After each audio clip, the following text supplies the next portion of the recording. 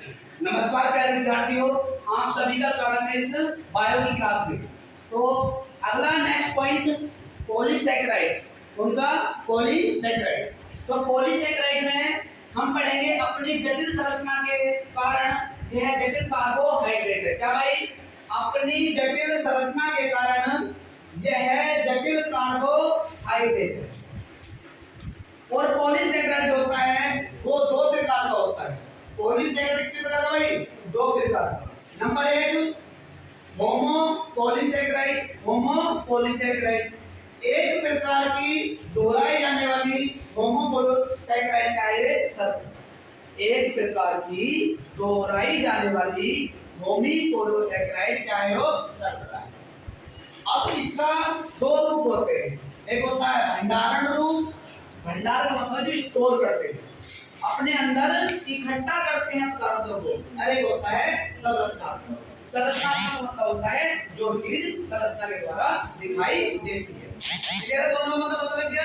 तो जैसे देखिए भंडारण रूप में हमने पढ़ेंगे सबसे स्टार्च। तो स्टार्च जो है स्टार्च भंडारण है। व्यक्ति के मुंह के अंदर जो मुख कैविटी होती है, तो मुख कैविटी के अंदर क्या मिलती है? लार, और लार में पाया जाता है टाइलिन एंजाइम। और टाइलिन एंजाइम जो होता है उसके अंदर से जो निकलती है लार निकलती है, उसी को बोलते हैं स्टार्च। तो ये क्या होती है? ये आरक्षित भोजन पदार्थों की जोड़ों में क्या रहती है? जो हम भोजन चबाते हैं, खाना खाते हैं, तो खाना खाने के बाद जो हमारा भोजन ग्रास नली के द्वारा स्टमक में उतरता है, तो उसे बचाने के लिए हमारी जो स्टार्च है वो क्या करती है? सहायता करती है, हेल्प करती है। ठीक है मेरे भाई? उसके बाद ग्लूकोज से क्या करती है? निर्मित और ग्लाइकोजन। जो ग्लाइकोजन होता है वो लीवर में क्या रहता है? इकट्ठा संग्रहित रहता है। इसमें रहता है ग्लाइकोजन लीवर में संग्रहित। एक होता है इंसुलिन। इंसुलिन जो होता है कि डायरिया पादप की जड़ों में बनता है।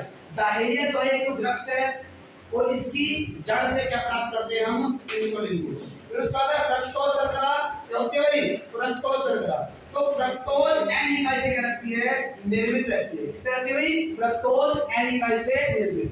अब उसके बाद करेंगे संरचनात्मक रूप। संरचनात्मक में भाई बात करेंगे हम सेल्यूलोज। किसकी? सेल्यूलोज की। और जो सेल्यूलोज है वो पादप कोशिका भित्ति में मौजूद होता है। सेल्यूलोज जो पादप कोशिका होती है, पादप सेल होती है, जो पादप की कोशिका भित्ति बनी होती है वो किसकी बनी होती है? सेल्यूलोज की बनी होती है। क्लियर? उसके बाद जो कवक होते हैं ना, कवक जो फंगी होते हैं, ठीक है ना, तो जो उनकी कोशिका भित्ति बनी होती है वो किसकी बनी होती है मेरे भाई? वो बनी होती है काई की। जो फंगस होते हैं, जो कवक होते हैं, और कवक हमें मिलते कहाँ हैं भाई? सड़े गले पदार्थ होते हैं, ठीक है ना, नाली होती है, गंदगी होती है, जहाँ दुर्गंध आती है वहां से क्या मिलते हैं हमें? कवक। यानी कवक होते हैं स्वयं ही निर्मित होते हैं और स्वयं की जाती है। लेकिन ये एक बीमारी फैलाते हैं। क्या बीमारी फैलाते हैं मेरे भाई? जो हमारे फंगस रोग होते हैं जैसे दाग, खाज, खुजली, इनको उत्पन्न करने के लिए कौन जिम्मेदार है? वो है कवक। कौन है? कवक यानी फंगस। तो कवक की कोशिका भित्ति बनी होती है किसकी? काई की। नेक्स्ट देखता लिग्निन। ये लिग्निन जो होता है, लिग्निन ये लकड़ी वाले पौधे, ये लकड़ी वाले पौधे भी क्या मेरे भाई? जो लकड़ी जो होती है, लकड़ी की ऊपरी परत होती है, परत, उससे क्या होते हैं? ये निर्मित होते हैं। कौन? लिग्निन। राइट? तो ये समझ में आया होगा। Thank you.